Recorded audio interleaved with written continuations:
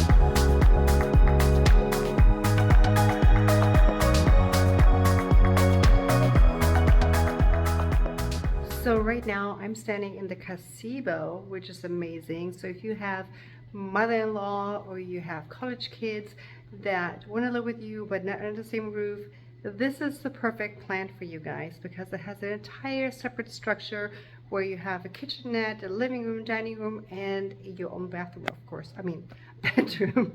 Bathroom is important too, but bedroom.